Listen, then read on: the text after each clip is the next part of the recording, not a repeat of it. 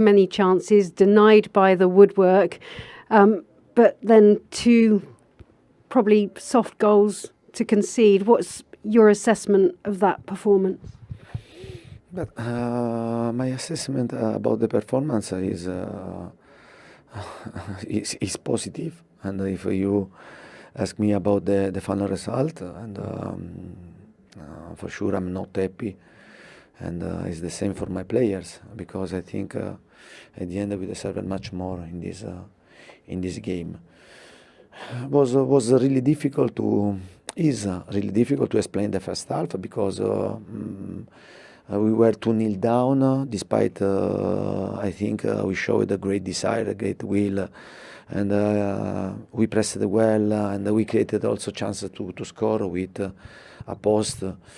And we finished the first half 2-0 down, and I think this type of result can kill everything. But not my players, not my team. I asked them to stay into the pitch with the head, with the heart, and to continue to do what we prepared. The second half, I think that we deserved much more that we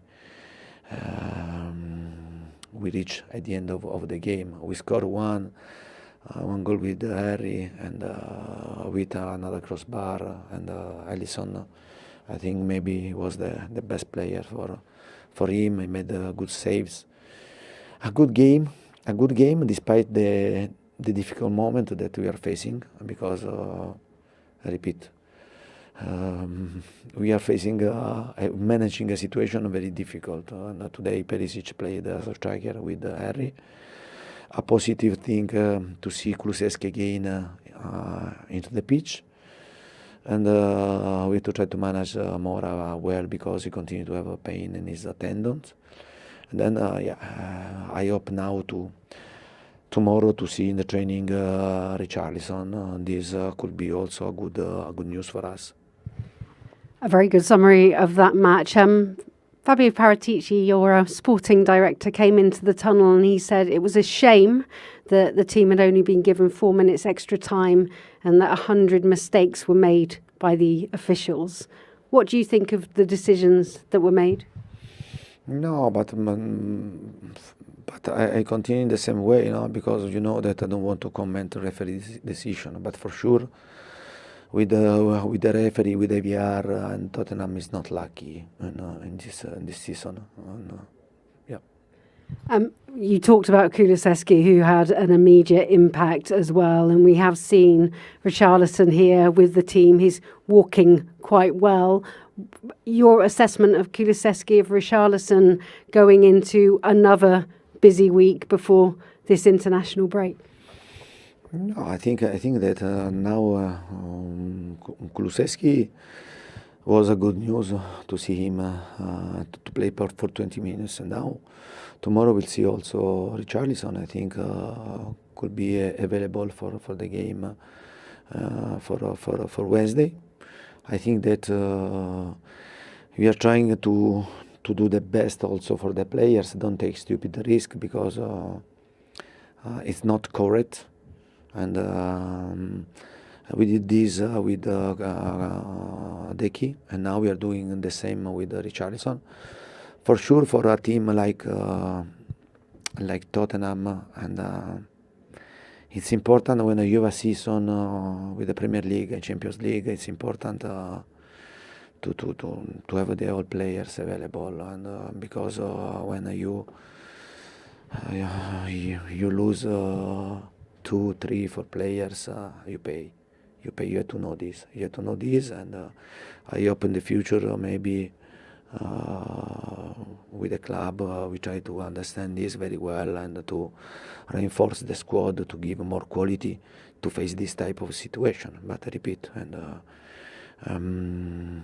we did well, and because this process, in my opinion, has just started, and continue to repeat always the same thing. But the club, I think, is going in the right direction. Certainly is. Thank you. Chances at either end to win that. Was a draw a fair result today? I'd say so, yeah. Even though we shouldn't have given him a sniff to get back in the game, but I mean, they got the quality to get back in the game. Obviously, it's a great ball in the box, and Harry doing what he does best is putting it back of the net with a great header. And I think they got to be lucky with the second one, but it shows their character digging in deep, and I think in the end, probably a draw was a fair result. Did it affect your mindset going into the second half, knowing just how good Tottenham have been at coming back from behind lately? No, we know obviously they're up there for a reason. They're a great squad. They got quality throughout the team, and their manager keeps them at it as well. You can see we know what they're about, staying in games and digging deep, and they've done that today, and they dug out a point. Another goal for you today, player of the match as well. Did those 6 weeks when you weren't in Qatar give you that extra motivation? Does it feel like it's time to let your football do the talking now? Yeah, I believe so. Obviously, it was painful not getting picked in the squad, but that's life, you know. The more you dwell on it, the more it's going to hurt you. Just leave it behind you and focus on what's coming next and keep looking forward. And it is an eventful one indeed. Well, there's confirmation of the 2-2 draw between Brentford and Tottenham.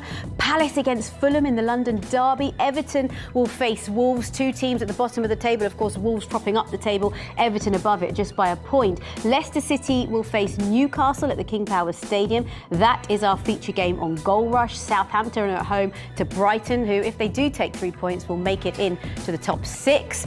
Aston Villa under Unai Emery, well, they had a good start, didn't they? Will they maintain that start against Liverpool? Just lost out in the EFL Cup to the hands of Manchester City. And then the late game takes us to the Emirates Stadium in a London derby. Arsenal against West Ham. We have sorted out your Boxing Day for you. Well, let's just show you exactly what that means for the Premier League table. So Arsenal fans need no reminding that they are top of the table. But what has the result we've just seen meant for the league table? Tottenham maintained 4th and Brentford up to 9th, having taken 20 points from their 16 games. Let's just show you what the bottom of the table looks like. And there you can see important games for all of those involved in that relegation zone. Wolverhampton Wanderers, Southampton and Nottingham Forest. Everton just above the drop zone. Right, it's time for a break. Hello, welcome back to Matchday Live, where, as you can see, we've had a bit of squad rotation. Michael Owen joins us. Don Hutchinson's off to do Goal Rush commentary. Mo, it's great to see you. Merry Christmas. Yes. Did you have a good one? A fantastic one, thank you very much. Yeah, great to be back. Obviously, the World Cup interrupting our season, but it is great to be back. And yeah, not a bad game to start off. I know, it's great to have you back as well. And as you said, not a bad game, especially in that second half. Let's look at the second half, shall we? And start with the goal that took it to 2-0. This was a mistake, though, from Eric Dyer, was it not? Yeah, I think you could call this a mistake. What's he thinking there, Mo? Well, that's like me on the first tee of a golf course, that one, shanking it. Awful, isn't it? I mean, really is at this level. You know, you're putting yourself under undue pressure, and eventually it results in a goal. So, you know, you've got to go back to things like that. You've got to improve those little details if you're going to stop shipping goals. Yeah, absolutely. And then let's have a look at the 2-0 goal. Have a look at this. Owen, talk us through this. Well, it's just a near post flick, and often I've played with players where they say if you win the near post flick there, and Norgard does that here, and Toney's got a free header at the back post, and Longley, he leaves the position where he was. If he just stays where he was, he probably clears that. But that near post flick causes chaos, and simple tapping for even Toney. But to be fair, up to that point, Brentford were by far the better side, and they deserved that 2-goal lead. Yeah, and we were saying, Mo, that it just felt very familiar in terms of the way Brentford were in control and Tottenham weren't. But then Harry Kane struck. This is stunning. I love this goal. Harry Kane gets up early, he's strong.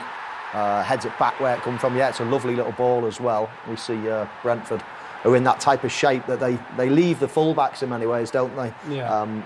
To have the ball, but that is just top centre forward play. Jumps early, strong, heads it back. Oh, I just love that goal. Love it. He's now actually scored against every team he's faced in the Premier League, and he's the all-time top goal scorer on Boxing Day in Premier League history. Where's your name on that list? You're not me on all these lists. I was still full of turkey. I didn't really perform on Boxing Day.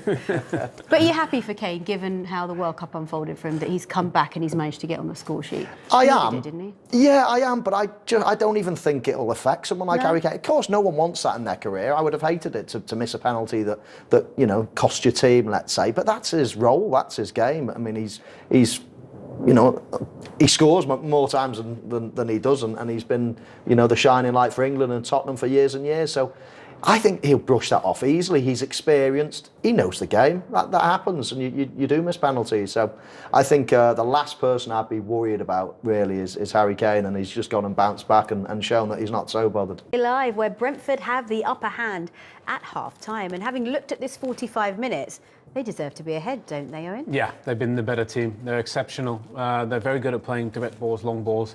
Ivan Toney's been a menace. We saw that against Manchester City. And again, he's been brilliant in that first half. Credit Brentford. You know, they're a well-coached side, and they deserve the lead so far. And it feels like a familiar tale, as you kept saying, a familiar movie, as far as Spurs are concerned. It's just the same movie we've seen all season, isn't it? They go behind, they play poorly. They need a rocket from the manager, which they normally get, and second halves, they normally turn it around. But you know, I expected this. I expected to start from Brentford being the home side, Tottenham being the away side. I thought they'd struggle. I didn't see them struggling this badly. Harry Kane hasn't hardly touched the ball. But he will give them something. I think Antonio Conte at half-time, he will not be happy. Well, let's have a look at the goal. Talk us through how it came about, Owen. Well, I think the thing is as well, for Tottenham, they know Brentford are very good in long balls, playing direct balls, straight balls. And that one from Ben Mee straight into Ivan Toney there, great little flick to Mbeumo. And they get bodies in the box. You know, we saw that against Man City. Great ball from Mbeumo, a little bit of a deflection. And to be fair, it's a terrific goal. But I think this is when you see it here, you know, the two centre-backs, Dyer and Tanganga, 2v2 there. And there's just a bit of a miscommunication. Toney wins the flick there. But obviously, Don, you want to make the point of the two defensive midfield players that get run off. Yeah, you look at Basuma and look at Højbjerg, the Tottenham midfield players, and both Brentford's midfield players, who are going to be heavily involved in the action, both run past them. The shot comes in from Jensen, Janelt then finishes it. So from a midfielder's point of view, they were in very good positions. And you're running towards your own goal. You have a scan and you look around. And your first job is make sure you track your marker. Whoever it is, if they're running in the box, make sure you track them, you get goal side. That goal was preventable, but there was so much wrong with it. So much wrong with that. And then, when you look further towards the end of that first half, should it have been two? It should have been. It's a case of Ivan Toney just being too keen. Seconds and minutes before half-time, what he's got to make sure he's got to do is recognise where he's on the pitch seams. Stay in your own half and your own side.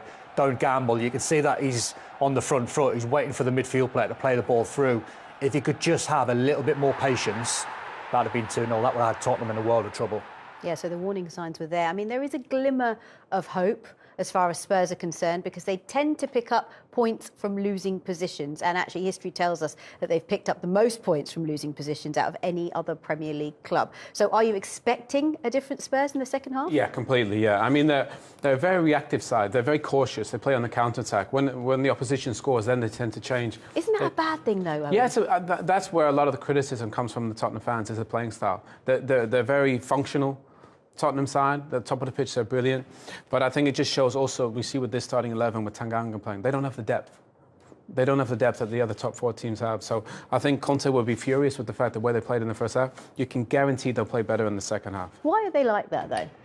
It's a good question. I don't even think Antonio Conte knows why they're like that. But, I mean, you know, this is, as I said before, the movie that we've seen before. When you go back to the Bournemouth game, 2-0 down, you can't react all of the time and win games. They did in that game. Then they went 2-0 behind against Liverpool. Liverpool were too good for them, got it back to 2-1 and lost. Then they were behind 3 times against Leeds and reacted and won the game. The danger for Tottenham now, when you sit at this point at half-time and you're losing 1-0, the danger is you're playing with fire, because if you lose the next goal in the game and you go 2 behind, there's not many times against Premier League sides, especially away from home, you're going to come back and take all 3 points. So the players have got to be focused. They've got to listen to the manager at half-time and make sure when the next goal goes in the game, it's going to be Tottenham's. If they go 2 behind, I don't see them coming back and winning. So much talk about Harry Kane coming into this match. He's had the fewest touches in the game behind the goalkeeper, Fraser Forster. How do we get him more involved? How do they get him more involved in this game? Well, they just need to be a little bit more positive. I think they've had 58% possession, so they'd have enough of the ball. But Brentford are a really good side defensively, and Harry needs to find a way to get in those pockets. Maybe he drops off a little bit deeper, let Son play a little bit higher. Kulusevski's been quiet, but I think they'll play significantly better in the second half. I think there's plenty of potential in the second half for Tottenham. The midfield's got to do a little bit more, and it's difficult because it's 2 playing against Brentford's 3, so they're getting outnumbered in there. And when you're a midfield player and you're trying to take care of your marker, the trouble is when you play against a team like Brentford, they don't pass in between midfield. They go completely the other way. They bypass the midfield and go long. So it's a patience game, but they've got to step higher up the pitch.